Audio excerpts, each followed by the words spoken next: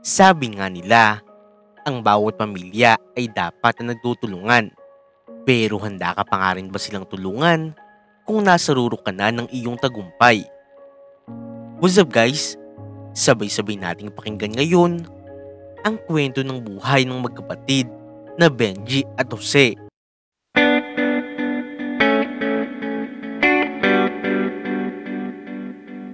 Ang magkapatid na Benji at Jose ay lumaki na puno ng pagmamahal mula sa kanilang mga magulang. Palagi nilang ipinagtatanggol ang isa't isa, lalo na si Jose na panganay.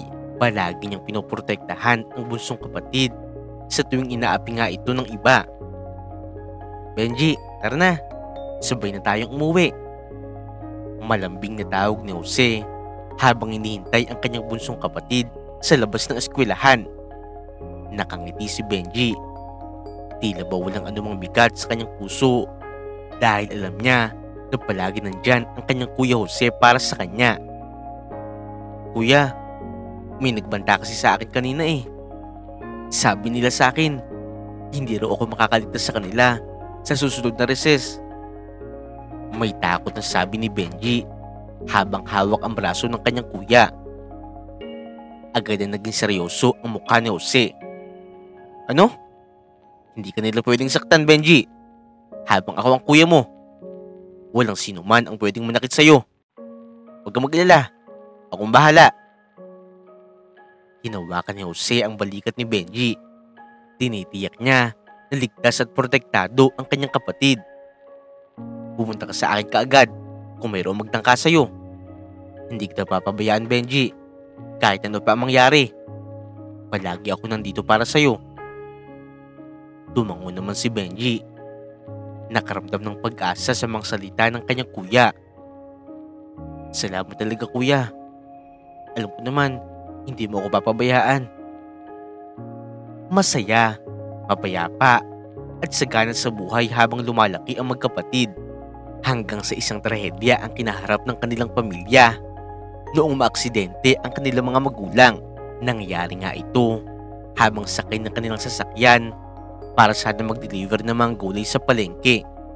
Noong mawala ng preno ang sasakyan at nalaglag sa bangin na siyang dahilan upang bawian ng buhay ang kanilang mga magulang. Kuya, nandiyan na si Nani at Tatay. Maghahanda na ako ng hapunan natin. Masiglang sabi ni Benji habang hinahanda ang mesa. Pero napansin ni Jose ang kakaibang tingin ng mga kapitbahay nila na nagmamadaling pumunta sa kanilang bahay. Bakit parang may mali? Tanong ni Jose sa kanyang sarili habang unti-unting bumibigat ang kanyang dibdib.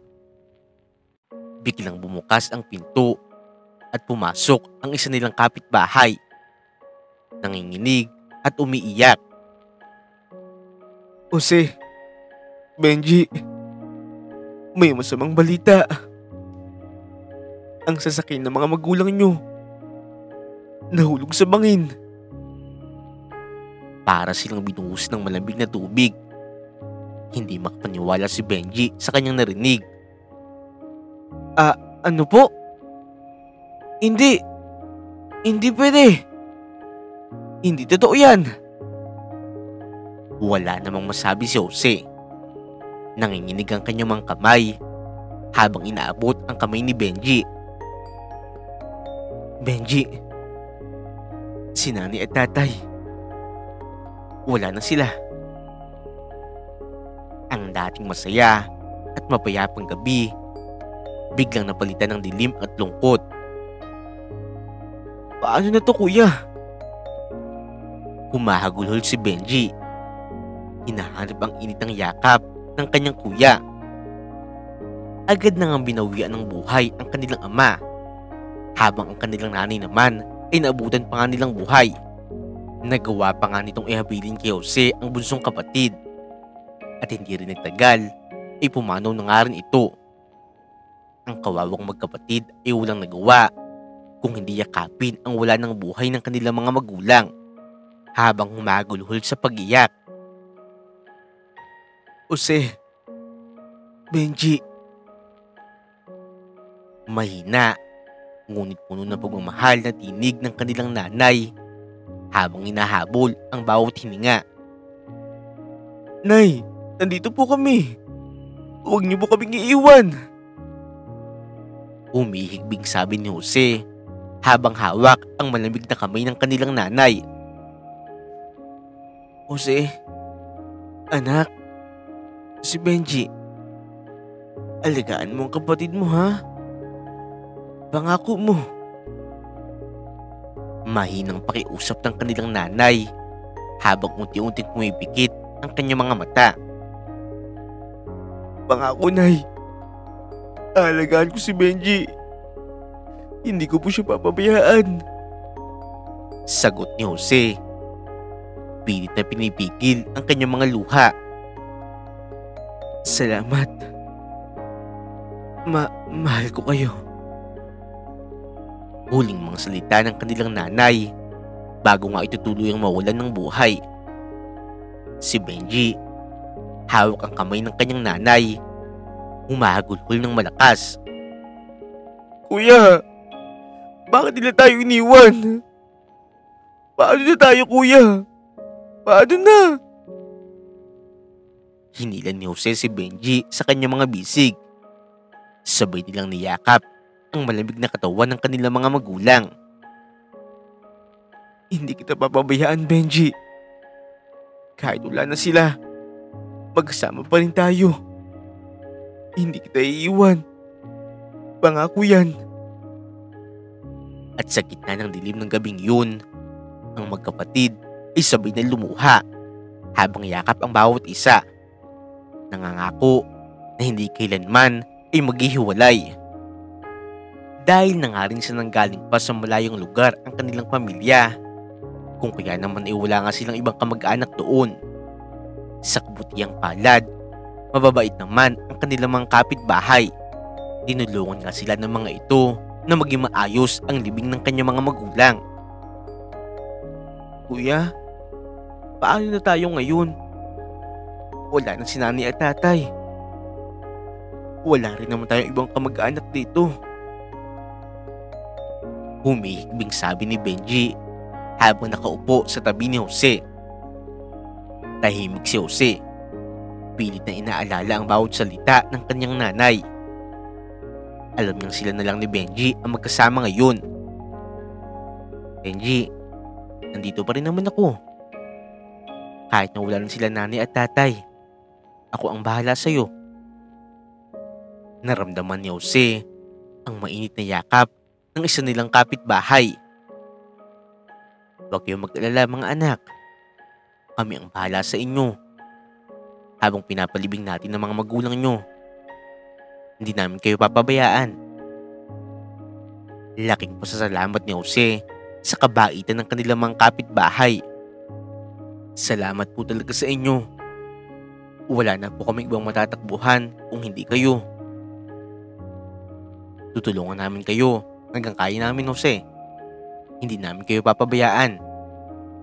Sagot muli ng kanilang kapitbahay.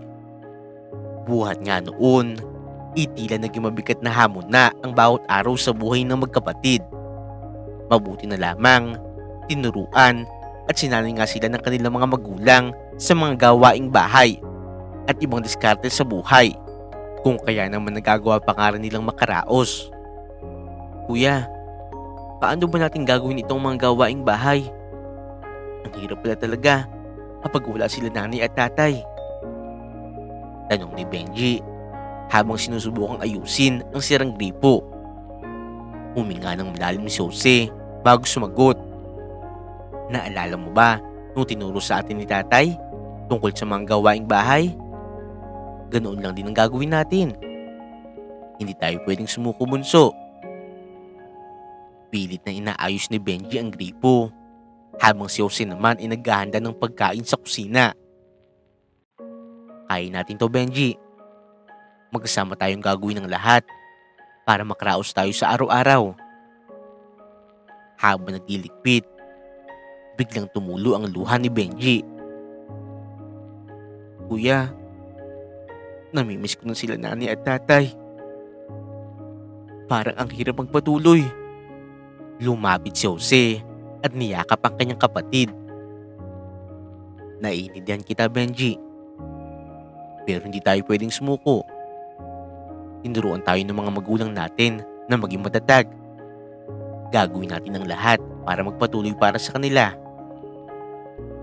Ngumiti si Benji. Pilit na pinapawi ang lungkot. Oo nga kuya. Kakayanin natin to. Basta magkasama tayo. Dahil nga mayroon pa rin naiwan sa kanila ang kanilang mga magulang, inagagawa pa nga nilang masuportahan ang kanilang pangangailangan. Pero ang mga ito naman inauubos din habang tumatagal sa paglipas ng taon. Kaya naman noong matapos na nga ni Jose ang high school, inapagpasya na nga niyang tumigil na muna sa pag-aaral para suportahan ang kanyang kapatid na si Benji na noon igagraduate na nga rin sa elementarya. Kuya, bakit ka titigil sa pag-aaral? Tanong ni Benji. Kitang-kita ang pag-alala sa kanyang muka. Nagpigil ng damdamin si Jose bago sumagot. Kailangan nating magtipid, Benji. Hindi sapat ang naiwan nila nanay at tatay para sa ating dalawa. Kaya napagpasyahan ko, magtatrabaho muna ako para masuportahan kita sa pag-aaral mo. Napayok po naman si Benji. Pakiramdam niya ay siya ang dahilan kung bakit kailangan magsakripisyo ng kanyang kuya. Pero kuya naman, paano na ang mga pangarap mo? Hinawakan ni Jose ang balikat ni Benji at ngumiti. Benji, mas mahalaga ka sa akin. Gusto kong matupad mo ang mga pangarap mo. Magtutulungan tayo. At kapag nakaipon na tayo, pwede na rin ako mag-aral ulit. Pero ikaw muna ang uunahin ko. Niyakap ni Benji ang kanyang kuya ng mahigpit. Kuya, pangako, babawi ako sa'yo. Paglaki ko, ako naman ang magpapaaral sa'yo. Salamat, Benji. Pero sa ngayon, gusto ko mag-focus ka muna sa pag-aaral mo. Gagawin ko ang lahat para maabot mo ang pangarap mo. Sagot ni Jose. Pilit na pinapawi ang pangamba sa kanyang puso. At mula nga noon, naging abala na si Jose sa pagtatrabaho upang suportahan ang bunsong kapatid na si Benji sa kanyang pag-aaral. Habang patuloy nga silang nangangarap para sa mas magandang kinabukasan. Pumasok bilang isang tindero si Jose sa isang tindahan ng damit sa bayan. Hindi madali ang kanyang trabaho dahil halos maghapon nga siya nakatayo at nag-aayos ng mga paninda. Pero tiniis nga niya ang lahat para sa kinabukasan ni Benji. Jose, mukhang pagod ka na ha. Baka gusto mo magpahinga muna. Sabi ng kanyang katrabaho na si Mang Isko habang inaabot sa kanya ang isang baso ng tubig. Salamat po Mang Isko, pero wala po ito. Kayang-kaya ko po ito. Tugon ni Jose habang pinupunasan ng pawis sa kanyang noo. Kailangan ko pong kumayod para sa kapatid ko. Iyoko pong matigil din siya sa pag-aaral gaya ko. Pinagmasdan ni Mang Isko si Jose. Ramdam niya ang bigat ng kanyang sakripisyo. Nakakabilib ka talaga, Jose. Napakresponsable mong kuya. Pero huwag mo nang kalimutan ang sarili mo. Tumango si Jose. Pero patuloy pa nga rin niyang iniisip ang kanyang kapatid. Si Benji po ang inuuna ko. Basta makita ko lang po siyang magtatagumpay, masaya na po ako. Muling bumalik si Jose sa kanyang gawain. Inaalala niya ang mga pangarap para sa kanyang kapatid. Konting tiis pa, Benji. Lahat ay gagawin ko para sa iyo. Bulong niya sa kanyang sarili. Pero sa kabila ng kasipagan ni Jose, isang masakit na balita ang dumating. Nagkasakit nga kasi si Benji ng malubha at kinailangan nga niyang tumigil sa pag-aaral pansamantala. Lubos na nabahala si Jose, hindi lamang para sa kalusugan ng kanyang kapatid, kung hindi pati na rin sa kanilang kinabukasan. Kuya, bakit ba ako nagkasakit? Nangihinang tanong ni Benji habang nakahiga sa kanyang banig. Hawak ang malamig na kamay ng kanyang kuya. Benji, huwag kang mag-alala. Gagaling ka rin. Buong pagmamahal na sagot ni Jose. Pilit na pinipilit na hindi umiyak sa harap ng kanyang kapatid. Kailangan mo lang magpahinga, magpagaling. Ako na ang bahala sa lahat. Pero kahit ano pang gawin ni Jose, hindi niya mapigilang mabahala. Lumapit siya sa doktor at umaasa na mayroong maitutulong pa ito para sa kalagayan ni Benji.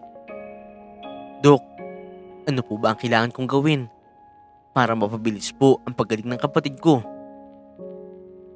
Jose, kailangan niya ng sapat na pahinga at tamang pagkain. Mahalaga rin ang regular na gamutan. Paliwanag ng doktor habang inaabot ang reseta. Tumango si Jose. Alam na nga niya sa kanyang sarili na ngayon, kailangan niya magdoble kayod para matugunan ang pangangailangan ni Benji. Kahit anong hirap, gagawin ko para kay Benji. Hindi pwedeng magtagal ang sakit niya. Pangarap ko pa rin makita na magtagumpay siya. Hindi nagtagal, nagsimula na nga bumuti ang kalagayan ni Benji. Salamat sa walang sawang pag-aalaga ni Jose. Pero napansin ni Benji na tila mas lalo pa nga naghihirap ang kanyang kuya.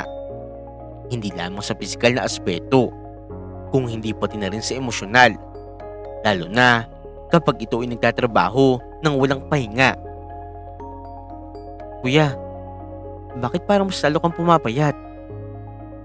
Halata namang nahihirapan ka na. Pagpuna ni Benji, isang araw, habang pinagmamasdan ng kanyang kuya na nagsisilbing tagapagluto at tagalaba sa kanilang maliit na tahanan. Okay lang ako, Benji. Ang importante, gumagaling ka na. Sagot ni Jose. Pero ramdam nga ni Benji ang pagod sa boses ng kanyang kuya. Lumapit si Benji kay Jose. Hawak ang kamay nito.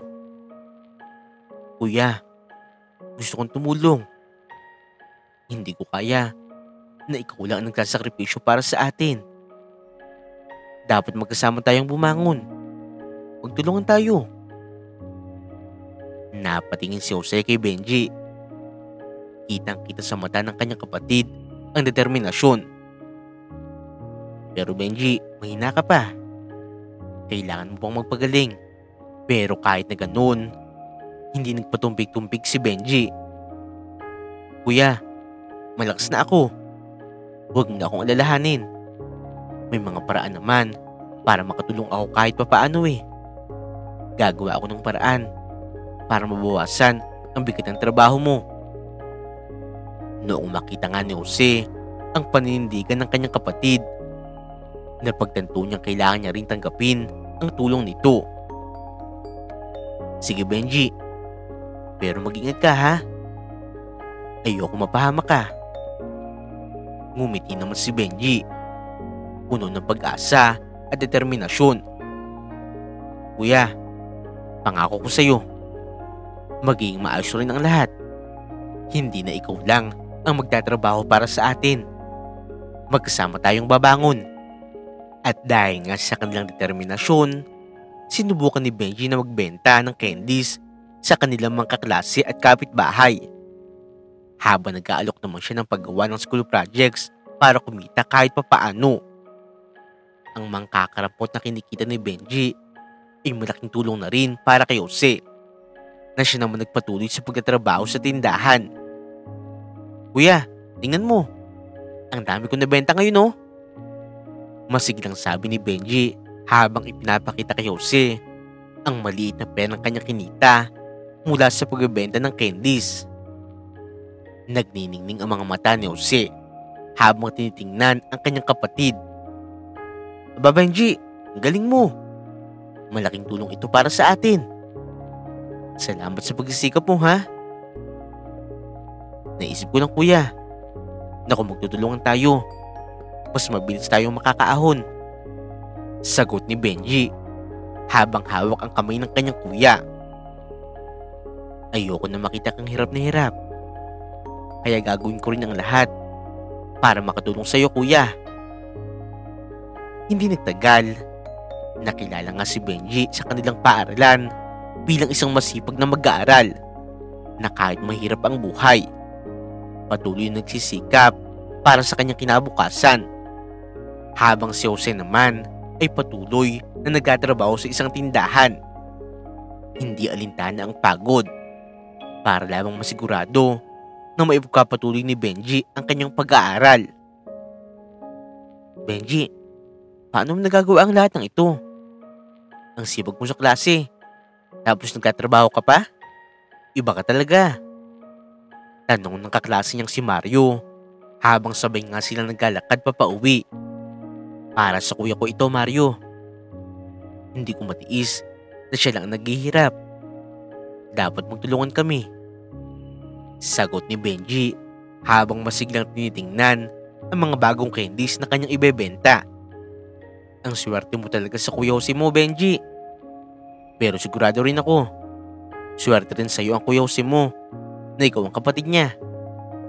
Sabi ni Mario na may paghanga sa kanyang mata. Napaisip si Benji sa sinabi ng kanyang kaibigan. Oo nga, Mario. Ang totoo, kahit na hirap kami, masaya ako. Dahil alam ko, mahal na mahal ako ni kuya. Lahat ng ginagawa ko, inspirasyon ko siya.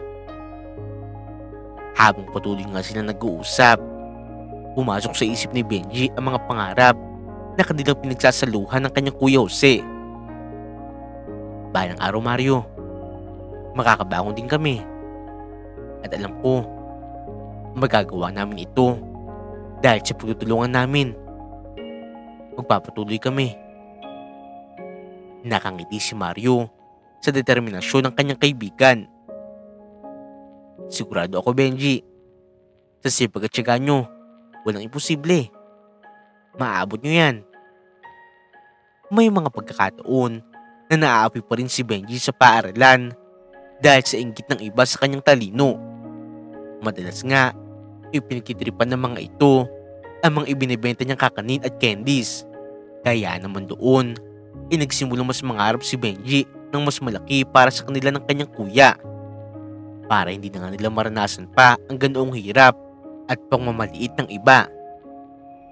Hoy Benji, ano yan? Mga candy? Tsaka mga kakanin na panis? Ikaw naman talaga oh. Hindi ka ba nahiya na ibenta yan sa eskwela? Sigaw ni Arnel. Ito ang leader ng grupo ng mga batang palagi nang-aasar kay Benji.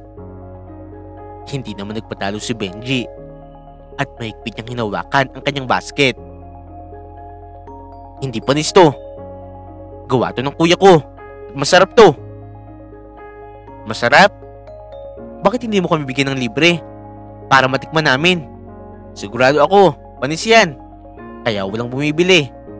Pangungutya ni Arnel habang pilit na inaabot ang isang piraso mula sa basket ni Benji.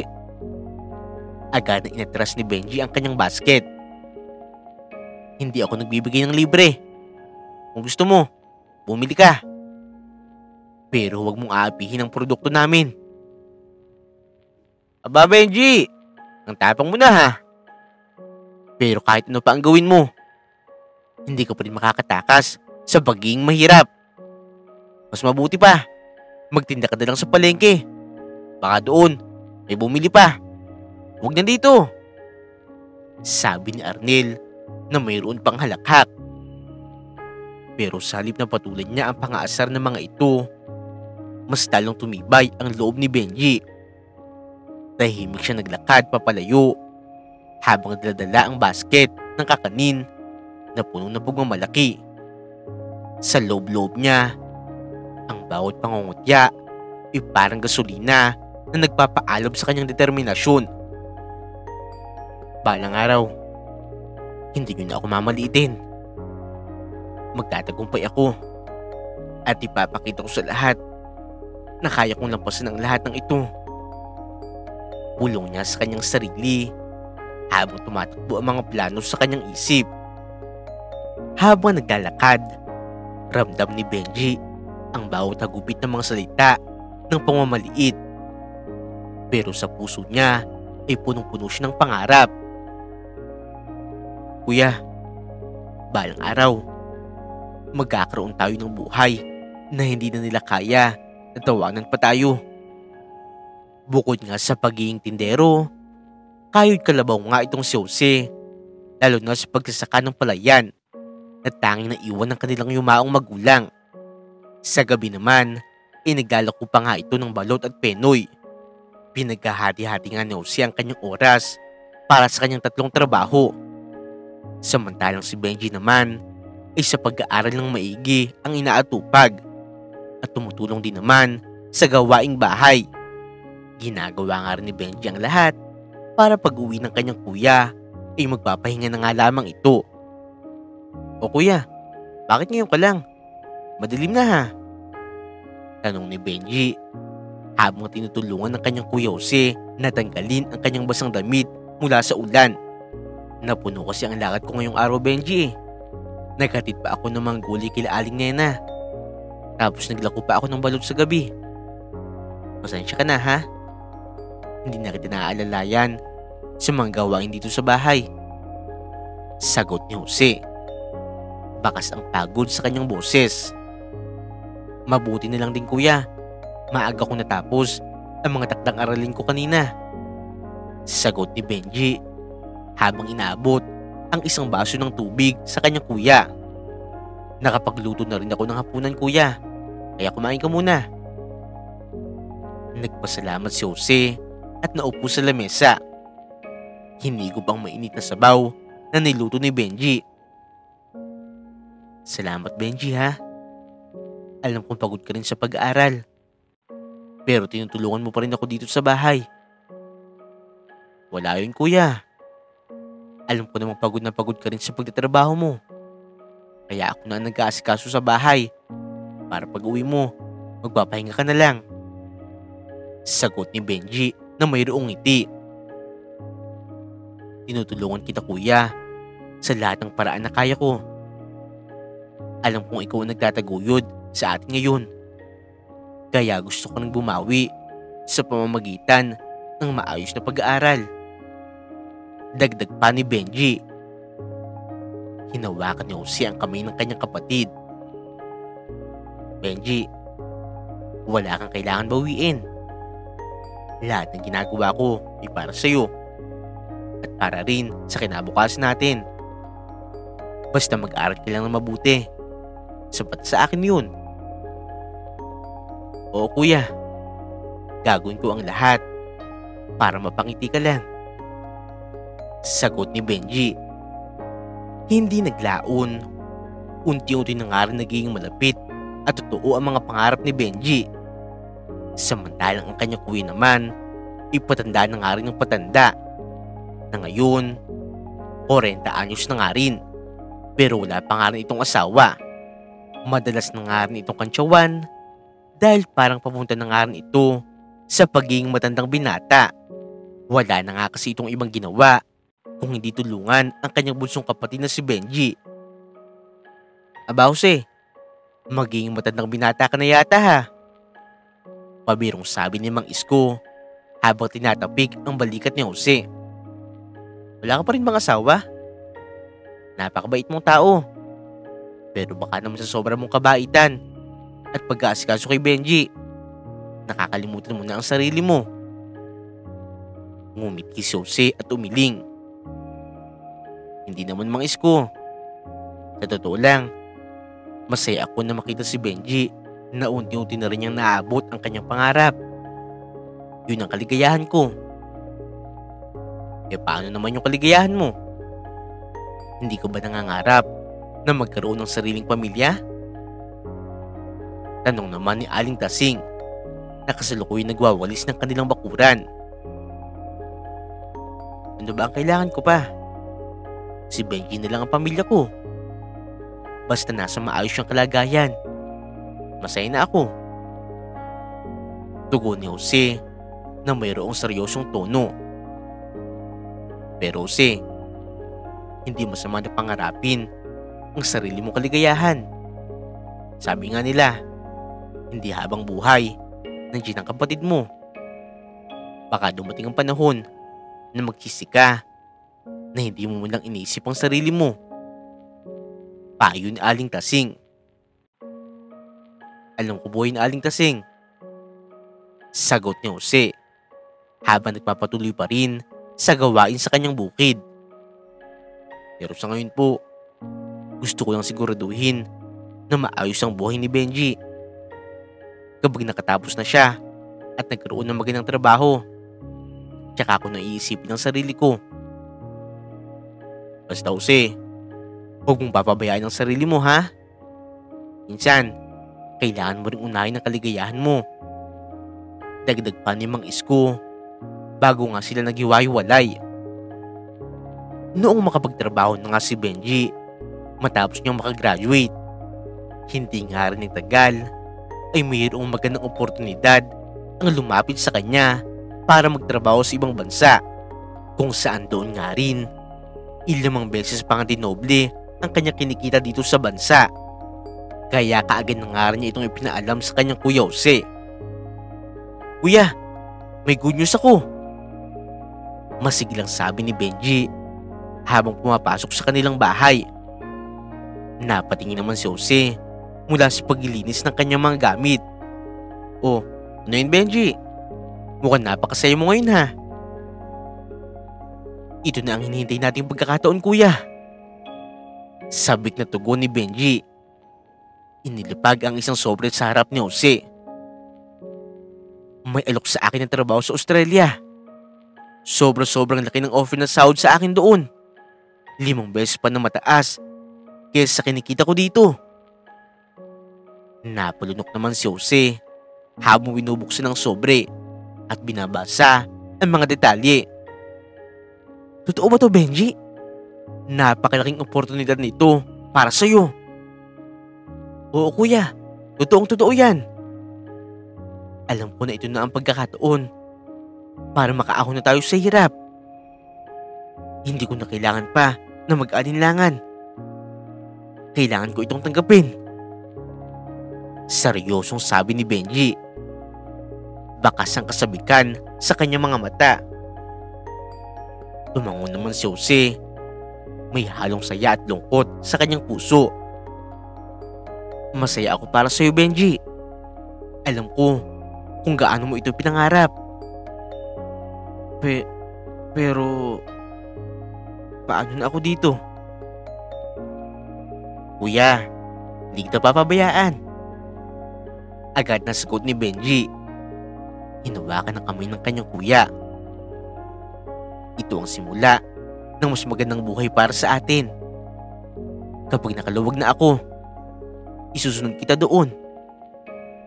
Magkakasama pa rin tayo. Pangako yan. Napangiti si Jose sa mga sinabi ng kanyang kapatid. Kahit ramdam niya ang pangungulila na mararamdaman kapag umalis na nga si Benji. Basta masaya ka Benji. Sige, tanggapin mo na ang trabaho mo. Alam ko malayo ang mararating mo. Nagyakap ang magkapatid. Kapwa na darama ang halo-halong emosyon ng kasiyahan at pag-aalala para sa kanilang kinabukasan. Sa kabila ng lahat, pati nila na ang desisyong ito ay para sa kanilang pareho, para sa pangarap na matagal na nilang ipinaglaban at pag-asa ng mas magandang kinabukasan. Kita sa mga mata ni Benji na gustong-gusto nga niya ang pagkakataong yun, at batid din ni Jose na ang pangarap na yun ay para sa kanyang kapatid. Kaya naman kahit mayroong lungkot sa kanyang puso na magkakahiwalay na nga sila, nayaan pangarap niya ito at sinuportahan si Benji sa nais nito. Benji, alam ko matagal mo nang inaasam ang ganitong pagkakataon. Sambit ni Jose habang magsabay nga silang kumakain ng hapunan. Oo kuya, Ito na yung matagal kong pinapangarap. Sagot ni Benji. Hindi nga mo itatago ang kislap sa kanyang mga mata. Ngumiti naman si Jose. Kahit ramdam niya ang lungkot na paparating ng pagiging mag-isa. Masaya ako para sa iyo, Benji. Pero hindi ko may tatanggi. Magiging malungkot talaga ako kapag umalis ka na. Naiintindihan ko, kuya. Pero huwag kang mag-alala. Hindi ito ang katapusan ng lahat. Panandalian lamang ito. Pangako. Gagawin ko ang lahat para matupad ang lahat ng pangarap natin. Sagot ni Benji. Tumango si Jose. Pilit na itinago ang kirot sa kanyang dibdib. Alam kong kaya mo yun, Benji. Hindi kita pipigilan. Gusto kong malaman mo na kahit anong mangyari, nandito ako. Palagi kang susuportahan. Natahimik si Benji. Tumitig siya sa kanyang kuya at napuno ng pasasalamat sa puso. Kuya, salamat. Salamat sa lahat ng sakripisyo mo para sa akin. Hindi ko kayang bayaran ang lahat ng ginawa mo. Pero sisiguraduhin ko, makakabawi ako at magiging proud ka sa akin. Mahal na mahal kita, Benji. Para sa'yo, handa akong tiisin ang anumang lungkot. Sagot ni Jose habang hawak ang kamay ng kanyang kapatid. Basta tandaan mo, kahit saan ka man makarating, huwag mo kakalimutan na umuwi dito, ha? May bahay ka pa rin dito. Tila nabunutan ng tinig si Benji sa mga salita ng kanyang kuya. Kuya, hindi kita kakalimutan. Lahat ng gagawin ko para sa atin ito. Pagtibayin natin ang mga pangarap na binuo natin mula sa hirap. Naging maganda ang takbo ng karera ni Benji sa Australia. Kahit sa simula pa lamang, likas na magaling nga rin kasi talaga si Benji at matalino. Lalo na sa pag-iisip ng mga konsepto sa isang negosyo na kanyang mga nalaman mula sa kanyang kuya noon. Kuya, grabe talaga. Napaka-successful ng unang taon ko dito. Masiglang ulat ni Benji sa isang video call kay Jose. Ang kasiyahan sa kanyang muka ay kitang-kita kahit sa pamamagitan ng screen. Ang galing mo talaga, Benji. Sana talaga magiging ganito ka rin sa Pilipinas. Lahat ng sakripisyo natin, sulit na sulit. Sagot ni Jose. Nangingiti nga rin siya habang pinagmamasdan ang bunsong kapatid. Oo nga, kuya. Natutuwa talaga ako sa mga nalaman ko dito. Madaming idea at strategy ang mga naisip ko na sigurado makakatulong sa akin sa negosyo.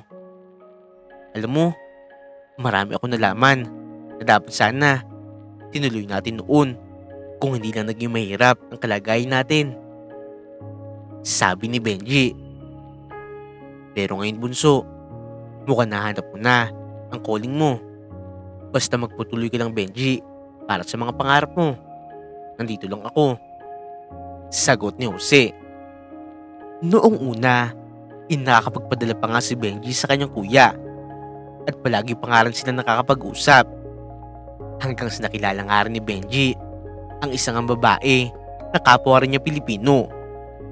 At hindi nagtagal, yun na nga rin ang kanya naging asawa doon. Habang lumilipas ang panahon, buhat nang nagkaasawa na nga rin siya, hindi nagtagal, nagkaroon na nga rin sila ng mga anak. Tila ba inawala na sa isip niya ang kapatid niyang naiwan sa Pinas. At kung minsan, sumasagi sa kanyang isip ang kuya niya. Sinasabi na lamang niya sa kanyang sarili na kaya naman ito ang sarili. Dahil sanay naman ang kanyang kuya, kahit naman noong magkasama pa sila. Hindi na nga niya iniintindi pa ang kanyang kuya at nag-focus na lamang siya sa kanyang trabaho at sa kanyang sariling pamilya. Benji, sa wakas, makakilala ka na rin ng iba pa mga kababayan natin dito. Sabi ng isa sa mga kasamahan ni Benji sa trabaho habang nasa isang kasiyahan. Oo nga, talaga napaka-timely ng lahat. Sagot ni Benji. Hindi maitago ang kasiyahan sa kanyang mga mata. Nagkaroon ako ng pagkakataon na makilala ang iba pang mga Pilipino dito. Nakakatuwa naman. Pagkatapos nga ng kasiyahan, nagkausap nga sila ng kanyang asawa na si Maria. Alam mo Maria, nakakalungkot man, pero madalang na ako nakakapagbigay ng oras para sa kuya ko. Madalas kong iniisip na kayang-kaya niya ang sarili niya doon. Oo nga Benji, pero sigurado ako, kaya niya ang sarili niya. Sa mga kwento mo nga noon, palagi kanyang tinutulungan noon. Kaya sigurado, kaya rin niyang tulungan ang sarili niya. Minsan din naman, sumasagi sa isip ko ang kuya ko. Pero sa totoo lang, ang dami ko talagang kailangan pagtuunan ng pansin dito eh. Sabi ni Benji. Hindi nila namamalayan, si Jose, sa kabilang panig ng mundo, nakakaramdam ng pag-aalala. Minsan, nagtataka nga siya magpadala ng mensahe, pero wala nga laging sagot. Siguro, abala na si Benji sa bago niyang pamilya. Bulong ni Jose sa kanyang sarili habang binubuksan ang kanyang cellphone. Baka hindi na rin siya nakapagpadala ng pera. O baka naman mayroon na siya ibang priorities. Habang lumilipas sa mga taon, unti-unting lumilihis ang landas ni Benji mula sa dati nilang koneksyon. Tuloy nang naputol ang kanilang komunikasyon at nag-focus na nga lamang siya sa kanyang trabaho, lalong-lalo na rin sa kanyang pamilya. Sa pangyayaring ito, ay hindi maiwasang isipin ni Jose na baka nagbago na nga ang kanyang bunsong kapatid at hindi na nga nito naaalala ang nakaraan at ang kanilang pangako sa isa't isa. Naramdaman na nga ni Jose na tila lumayo na nga sa kanya ang loob ng kanyang kapatid, pero kasabay pa nga nito, ngayon na matanda na siya at hindi na nakakapagtrabaho, dito na nga rin lumabas ang kanyang mga sakit. Hindi niya akalain na magkakasakit nga siya ngayon dahil sa kapabayaan niya noon sa sobrang pagtatrabaho. Sa tingin ko talaga, hindi ko na kaya magtrabaho ng mabigat. Sabi ni Jose sa kanyang kapitbahay habang nagpapahinga sa kanyang maliit na bahay. Parang masyado na talaga nanghihina ang katawan ko. Ano bang sabi sa inyo ng doktor? Tanong ng kapitbahay na nag-aalala sa kanyang kondisyon. Sabi nila, may problema na daw sa baga ko. Sagot ni Jose. Sabi nila, hindi ko na rin daw kaya ang mabibigat na gawain. Hindi ko na nga rin alam kung paano ko pa ito malalampasan. Habang nagkukwentuhan sila, bumalik sa isip ni Jose ang mga araw na kasama pa niya ang kapatid na si Benji. Napagtanto niya na masyado niyang pinagtuunan ng pansin ang pagtatrabaho at nakalimutan na nga niya ang pangangalaga sa kanyang sarili. Binalak na nga sana niyang humingi ng tulong sa kanyang kapatid para makapagpatingin sa espesyalista. Pero sa nakita nga niya sa social media, doon nga niya nakumpirma na mayroon na nga talagang sariling pamilya ang kanyang kapatid na hindi mo lang niya nalalaman.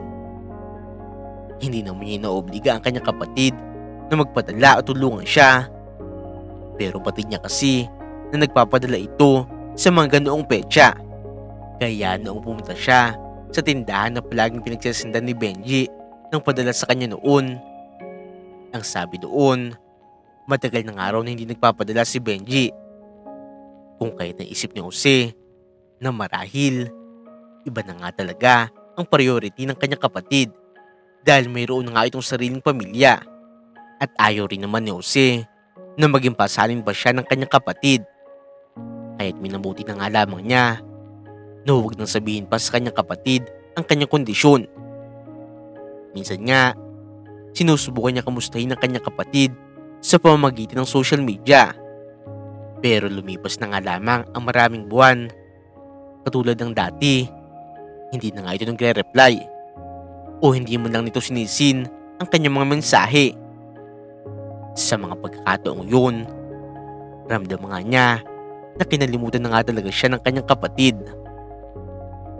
Habang nagtitipa si Jose ng mensahe sa kanyang cellphone, nagmamasid siya sa paligid ng kanyang maliit na bahay.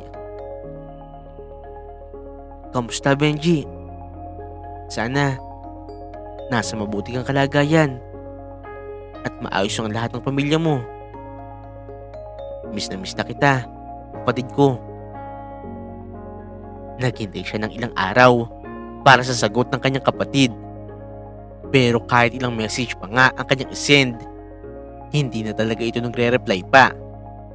Ang mga luha na matagal niyang itinago, unti-unti na nga dumadaloy sa kanyang mga pisngi habang iniisip niya na malayo na nga talaga sa kanya ang kanyang kapatid. Sa kanyang puso, may pangungulila na hindi maipaliwanag. Bunso naman, bakit kaya hindi mo man lang ako sinasagot? Nakalimutan mo na ba ako? Ano ba nangyari sa atin? Sa bawat araw na lumilipas, lalong nadarama ni Jose ang sakit ng pag-iisa at ang pag-aalala na tila nawala na nga ang kanyang kapatid sa kanyang buhay. Ang dating malapit na koneksyon ay tila na pag-iwanan ng oras at distansya. Nararamdaman ko na siguro na iniwan ako ng kapatid ko.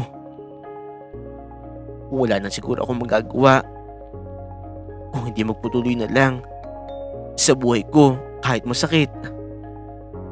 Sabi ni Jose sa kanyang sarili habang tinatanggal ang cellphone sa kanyang kamay. Sa edad na 52, kung tutuusin sana ay masigla pa siya.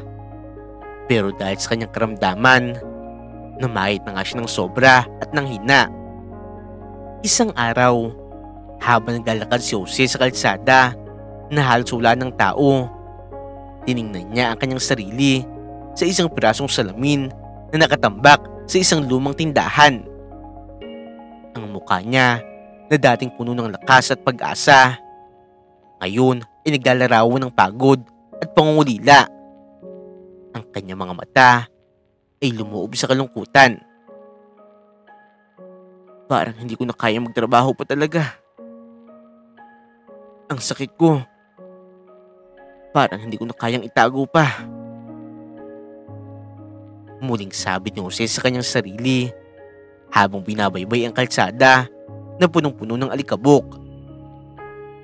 Nagpunta siya sa isang lugar kung saan maraming tao ang nagtitipon. Sa ilalim ng isang puno, nakaupo siya sa tabi, nag-aantay sa mga taong dumarating. Ibinubukan niya ang kanyang kamay at sinusubukan na manghingi ng tulong. Magandang araw po. Kung maaari po sana, bigyan niyo po ako ng kahit kaunting tulong. Wala na po akong makain at kailangan ko po ng gamot. Sabi ni Jose sa mga dumadaan.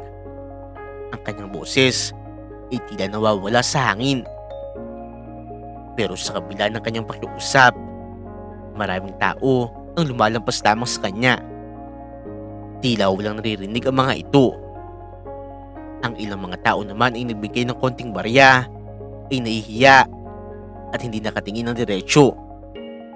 Si Jose, habang nagbibilang ng mga barya, ay nag-iisip na kahit ang maliit na tulong ay malaki na para sa kanyang kalagayan.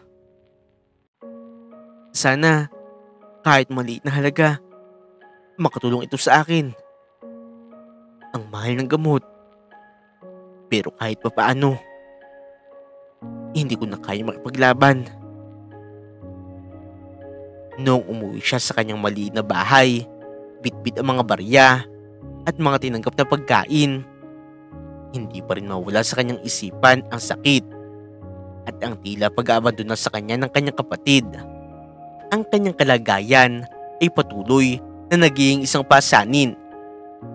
Pero siya'y nagpatuloy na maghintay sa himala na sana ay dumating sa kanyang buhay.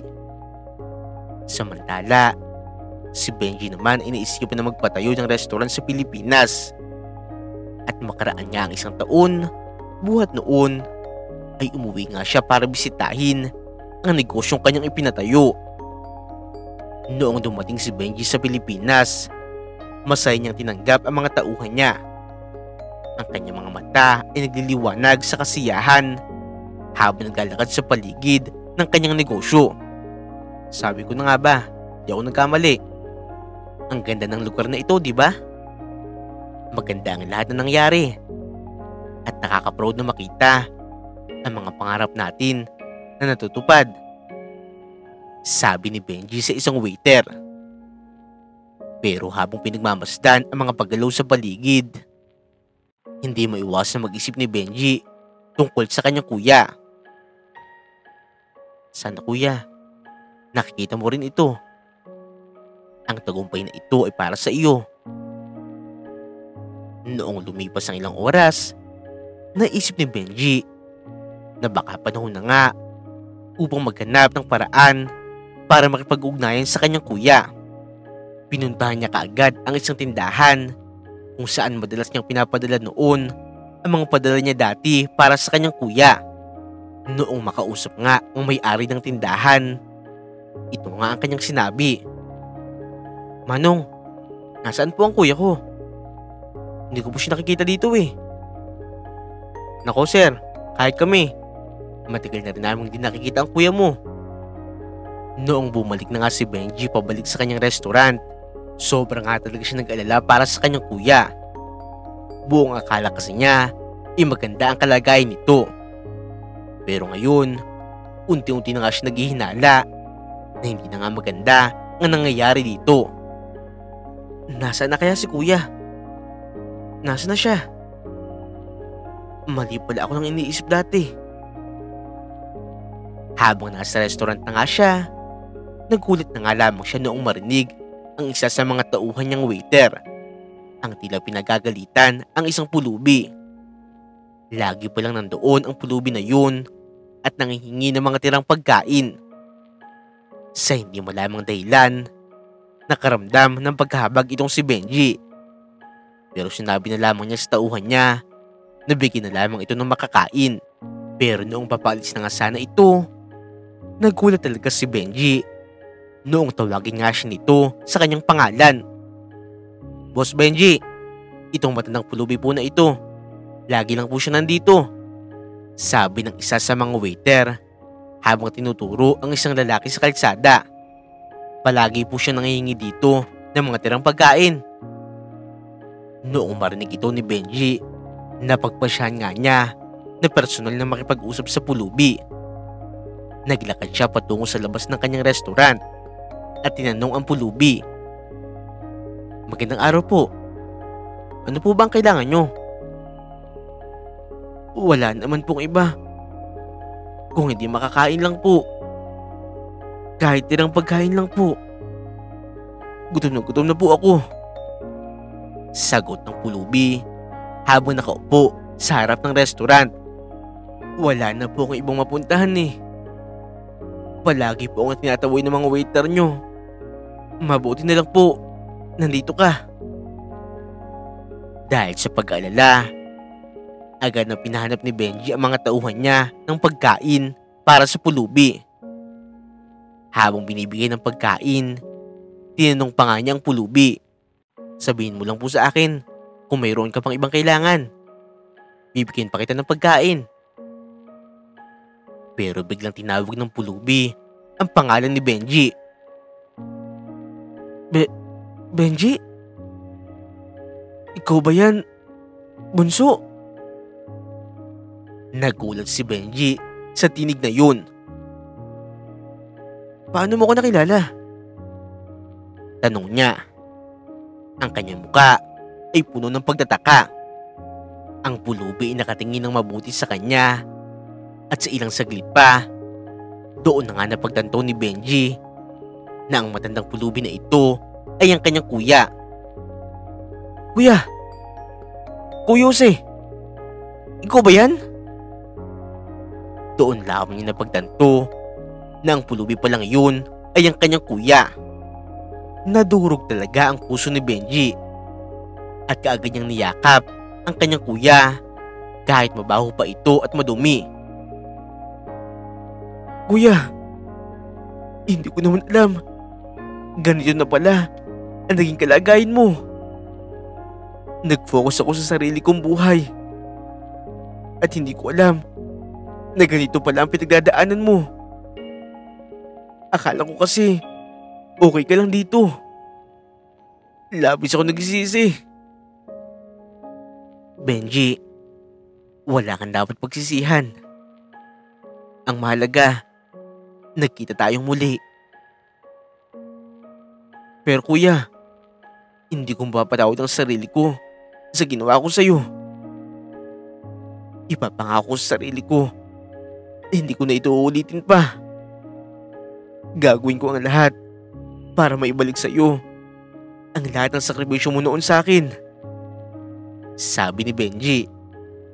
Ang mga luha niya ay patuloy ang dumadaloy sa sobrang pagsisisi. Naikwento sa kanya ni Jose ang mga nangyari dito noong hindi nga sila nagkakausap. At labis nga ang pagsisisi ni Benji sa tila paglimot at pag-abandona niya sa kanyang kuya. Hindi niya lubos sa kalain. Nakakahantungan nito ang ganong sitwasyon. Lalo pa siyang nakonsensya noong malaman ang sakit nito. At alam nga ni Benji na kaya nagkasakit ang kanyang kuya ay sa labis na pagkatrabaho nito noon para sa kanya. Habang nagkukwentuhan ang magkapatid sa isang maaliwalas na silid sa restaurant ni Benji, nagsimula nang ibahagi ni Jose ang mga nangyari sa kanya. Benji, nagtrabaho ako ng mabuti para masuportahan ka. Pero sa sobrang pagod at hindi pagtigil, nagsakit na pala ako. Akala ko noon, makakayanan ko pa ang lahat. Si Benji naman ay punong-puno ng pagsisisi. Pero naman kuya, bakit hindi mo agad ako tinawagan? Para sana natulungan kita kaagad. Bakit hindi mo ako hinanap? Wala akong lakas ng loob noon para magsalita. Sinubukan kong ipakita na okay lang ako. Kahit na hindi naman. Ayoko madagdagan ng pasanin mo. Ang mahalaga noon ay makahanap ka ng magandang kinabukasan. Sagot ni Jose na may halong sakit sa kanyang boses. Sorry talaga kuya. Habang ako maayos na maayos ang buhay ko sa ibang bansa, hindi ko alam. Mahirap na mahirap pala ang kalagayan mo dito. Patawad talaga. Ngayon ko lang nalaman ang pinagdadaanan mo. Pagkatapos ng kanilang matinding pag-uusap, agad na nagplano si Benji para sa mas mabuting kalagayan ng kanyang kuya. Sa isang malamig na umaga, sinabi niya kay Jose habang sila ay nag-aasikaso ng mga dokumento para sa kanilang pag-alis. Kuya, sa ukas, tutubad ko na rin to. May sasama na rin kita sa Australia. Doon ka na magpapagamot. Huwag kang mag-alala. Ako ang bahala sa'yo. Sisiguraduhin ko na ngayon wala kang ibang mararanasan kung hindi masarap na buhay. Simula nga noon ay kasama na nga ni Benji at ang kanyang pamilya sa Jose. Naging maganda na nga ang kanilang buhay noon. Ang kanilang mga mata ay puno ng pag-asa at pagmamahal. At sa bawat luha at yakap ni Benji, doon nga rin nila nalaman ang tunay na kahulugan ng salitang pamilya at pagmamahal sa isa't isa. Ang kanilang pagsasama sa Australia ay nagbigay sa kanila ng pagkakataon na muling ituwid ang kanilang relasyon bilang magkapatid at magpatuloy sa bagong simula na puno ng pangako at pugang malasakit sa bawat isa. Sinigurado nga talaga ni Benji na ngayon makakabawi na nga siya sa lahat ng sakripisyo ng kanyang kuya. Dito na nga po nagtatapos ang kwento ni Benji. Sa kwentong ito ay pinapaalam ang samahan ng pagiging magkapatid ay hindi nasusukat sa anumang bagay. Kahit naman din ang mangyari o saan man tayo makadating, ay huwag natin silang kakalimutan. Huwag nyo rin pong kakalimutan na i-like at i-subscribe ang aming channel, Untold Stories TV.